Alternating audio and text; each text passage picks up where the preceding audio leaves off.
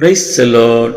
அப்படி பரிபூரணத்தினால் நாம் எல்லாரும் கிருபையின் மேல் கிருபை பெற்றோம் என்று சொல்லி யோவான் 1:14 நாம் வாசிக்கிறோம். அன்பார்ந்தவர்களே, கிருபை முற்றிலும் இலவசமானது தான். ஆனால் அந்த கிருபையில் நாம் பரிபூரணம் அடைகிறது என்கிறது தான் தேவனுடைய சித்தமாக இருக்கிறது. ஆதியாகமம் 12ஆம் அதிகாரத்தில் கர்த்தர் ஆபிரகாமோடு கூட பேசும்போது உன் நிமித்தம் பூமியில் அம்சங்கள் எல்லாம் ஆசீர்வதிக்கப்படும் என்று சொல்லி அந்த கிருபை கர்த்தர் நமக்கு இலவசமாக எழுதியிருக்கிறார். ஆனால் அந்த கிருபையின் மேல் நாம் கிருபை பெற்று வாழ வேண்டும் என்று சொன்னால் அந்த கிருபையை நாம் காத்திருந்து நம்மிலே தேவன் விரும்புகிற மாற்றங்களினாலே அதை பெறும் பொழுது அதை பரிபூர்ணம் அடைகிறது என்கிறதை மறந்துவிடக்கூடாது. யாக்கோபு வெறும் கையும் கோலுமாய் போனான். அவன் சொல்கிறான், 2 பரிவாரங்களோடு நான் திரும்பி வருகிறேன், இது தேவன் எனக்கு செய்த தயவு என்று சொல்லி. இது தேவன் அவனுக்கு அருளின இலவசமான ஒரு கிருபை.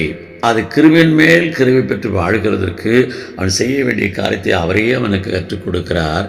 அவனை அழைத்து தனித்திருக்க செய்து அந்த கிருபின் ஆழத்தை அவனுக்குள் உணர்த்தி அவன் தன் குற்றங்களை அவன் அறிக்கை செய்த பொழுது அந்த கிருபின் மேல் கிருபை பெற்று வாழ்கிறதுக்கு தேவன் அவனுக்கு அருளினார்.